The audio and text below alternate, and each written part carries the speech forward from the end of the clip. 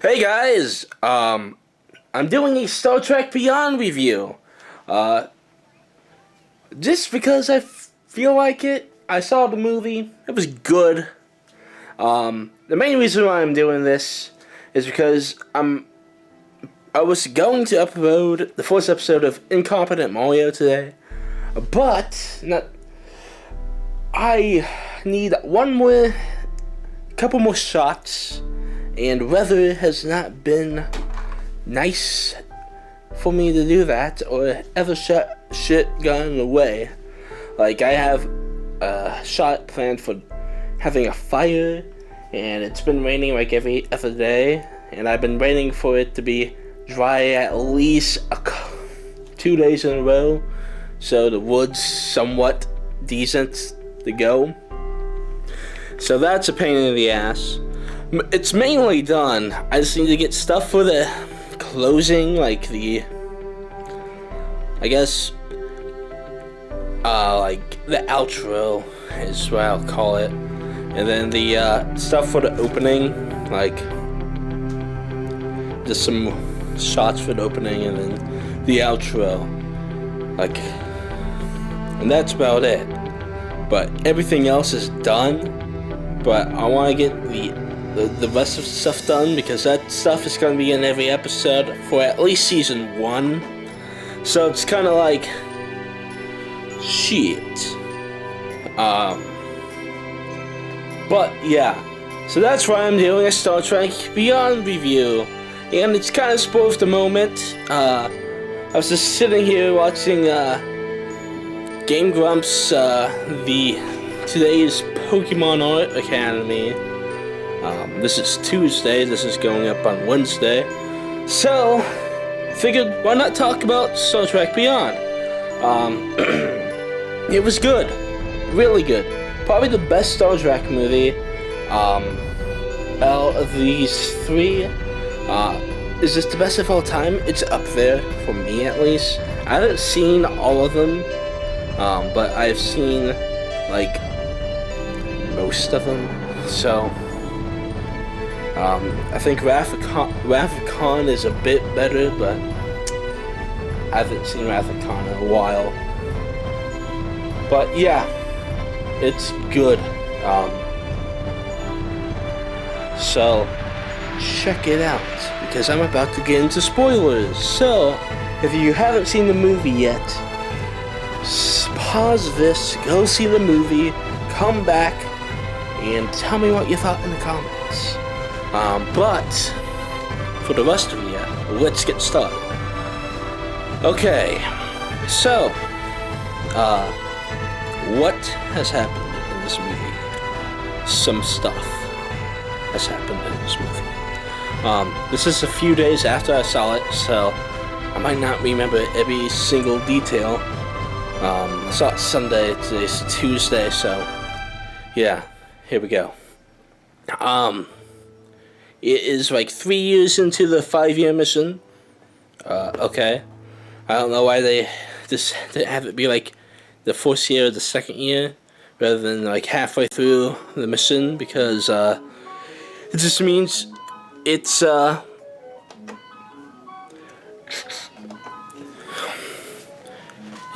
be like at the end for the next one, I think.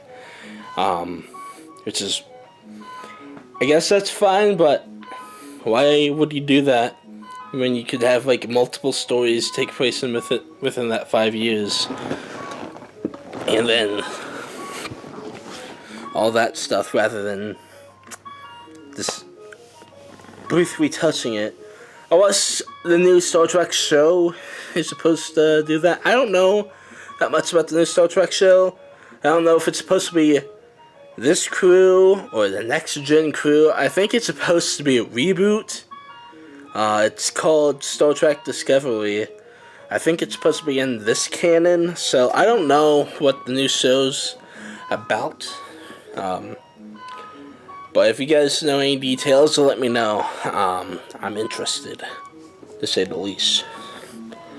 I heard something about Bruce Campbell being in it.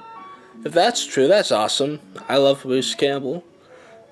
Evil Dead's my favorite horror franchise, one of my favorite movies. It's Ash vs. the Evil Dead is probably my favorite show that's currently on right now. So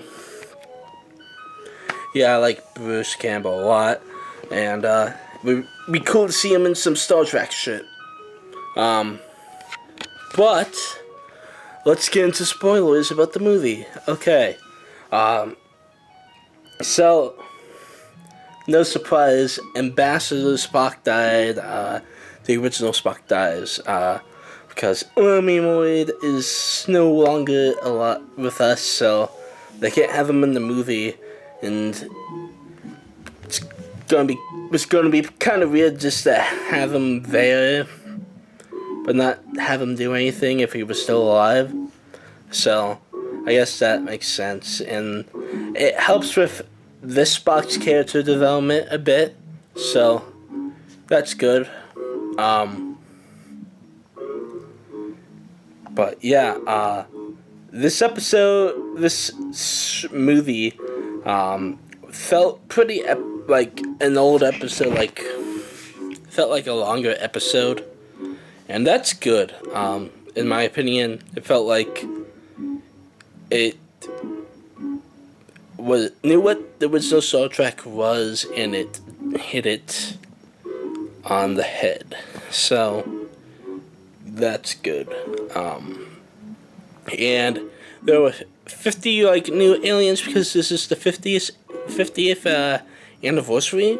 So that's cool. So keep your eye out for all those different aliens the next time you go see it.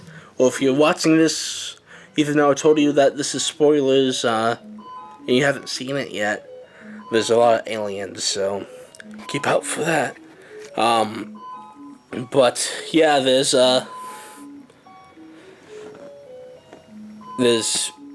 pretty much an episodic feel, and yeah, this is really character driven. It's not an action, it's action, but it's more based on the characters. Like the stuff with McCoy and Spock was really good, and I enjoyed that a lot. And let's see, the Enterprise got destroyed. Okay. Then the Franklin was there, so it was pretty much like, we don't need an Enterprise to wreck your shit, Idris Elba, because we do our own shit every day. And yeah, everybody was good. We'll see what they do with the next one, because Chris Hemsworth is back. So for the next one, who played Cork's dad, so I'm assuming there's gonna be time travel. But hopefully that's good. Hopefully it's not bad.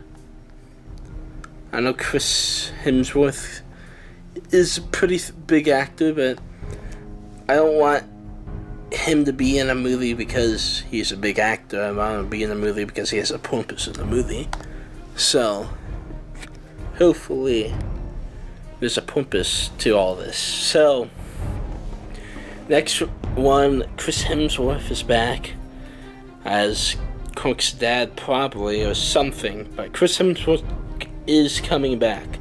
They didn't do anything to set it up besides talk about Kirk just being upset about his birthday and thinking about leading Star's fleet, which he didn't end up doing. But yeah, then the new chick, what's her name, is really cool. That alien chick, she's cool. Idris Elba, he's cool.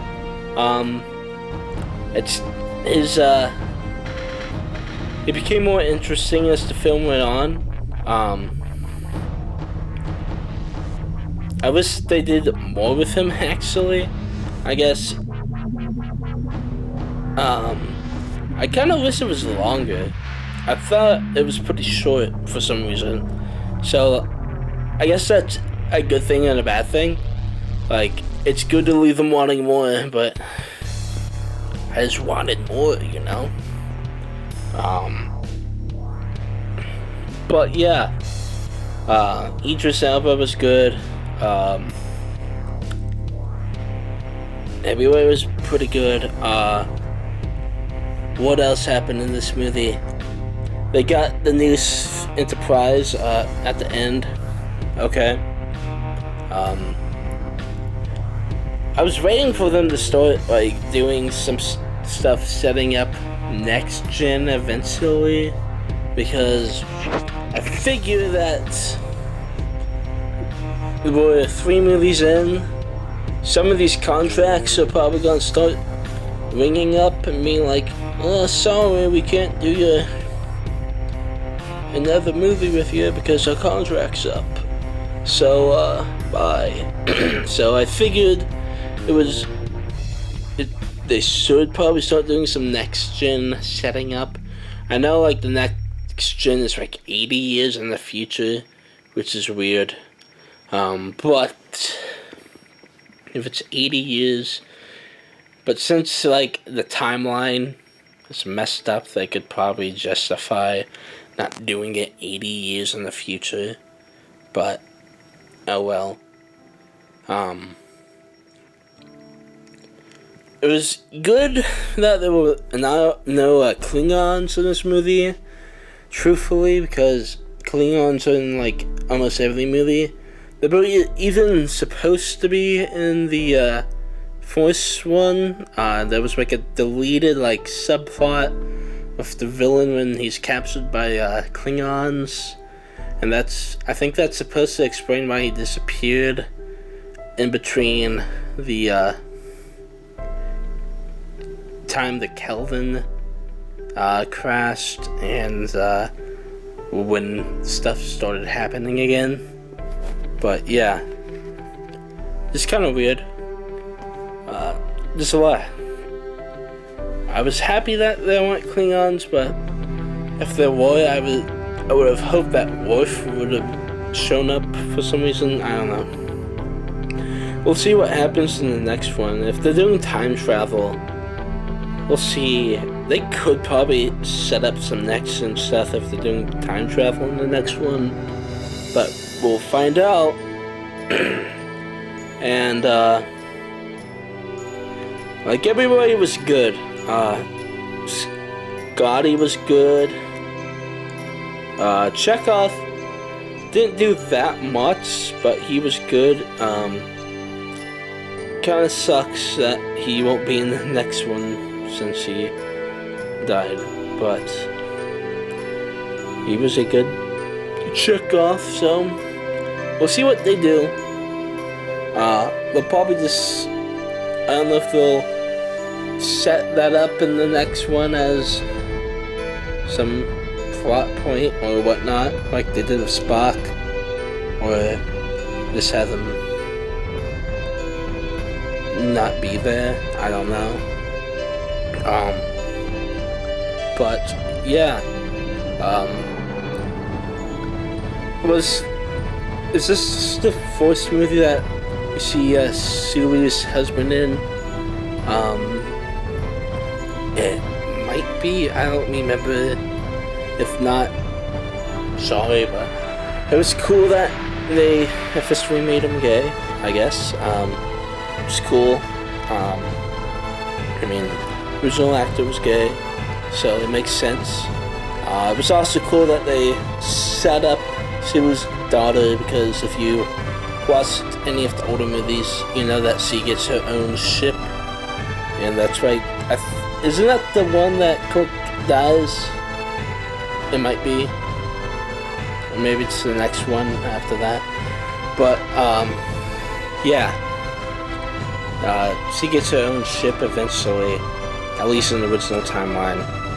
And like, Kirk's like, when did Sulu have time to have a daughter? Oh, what have I been doing with my life? Oh, that type of thing. So It's cool that they set that up for any future plot points, and I was surprised that the girl from the last one wasn't in this one, because that's Cook's baby mama. So I don't know what's happened to her. Maybe she'll show up in the next one. But yeah, she just kind of disappeared without mentioning. Or to just like show up with the kid in the next one, being like, "Hey, where's my child support?" I don't know. But they could probably do that well in the next one, truthfully, because if they're bringing back Cook's dad, they could do this whole fatherhood type of thing. So, yeah. What else is there to talk about? McCoy. I really liked him in this movie. He felt like he was DeForest Kelly, like a clone of DeForest Kelly in this one more. Like, he felt him and Spock's reactions and stuff were pretty good. Cork was pretty good. Chris Pine, I think, does a pretty good job as Cork. It was cool that they did the reference at the beginning of the film to the original series, how his sword always gets ripped. It's like, his sword does get ripped a lot. Like, you could probably just, like, make a compilation that's just his sword just getting destroyed. Like, I wonder how many swords he has to have in his closet, because his swords get ripped all the time. Just kind of like, fuck. But yeah, that was a cool tribute. The robots were cool. I like the glowing green. I don't know why I like that. I thought the glowing green was a nice effect. You don't really see the green glow. You see more of a red glow or a blue glow, so it was cool to see a green glow. Like, I don't think I've seen a green glow like that on a robot for a while. So I guess that was cool. And the scene when they go destroy all the drones, that was cool with Beastie Boys in the background. Yeah, I don't know. I was happy with the ending. I was kind of expecting more of a bigger climax though, but it ended fine for me. I just, seeing how big the last climax was in Into Darkness, I was expecting more. Into Darkness, in my opinion, was okay. Like, I mean,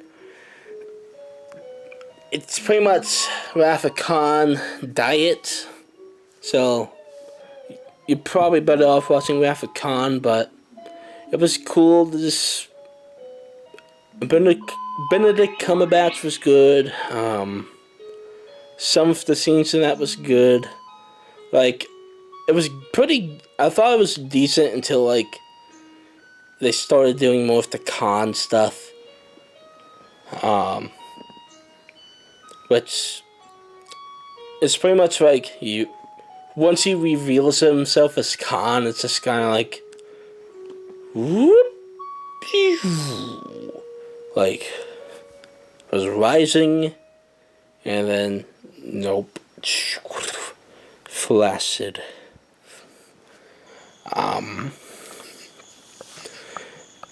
Yeah, I didn't like the ending that much to Into Darkness. It's like, we found a way to cheat death! Tribbles! What?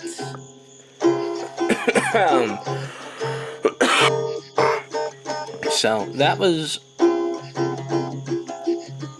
kind of weird, but Oh well. Next one will be the next one. This one was really good. So hopefully the next one's good. See who's writing it. Simon Pegg did a good job of the writing on this, which is good.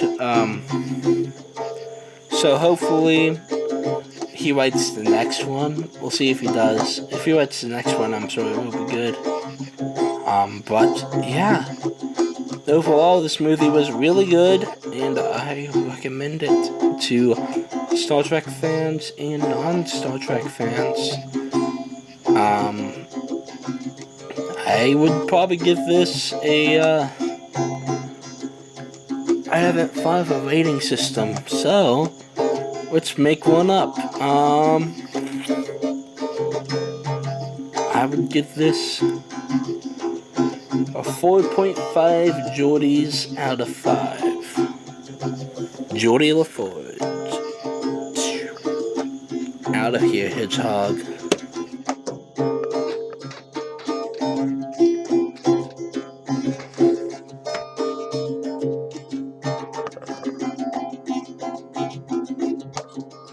Three-day weekend!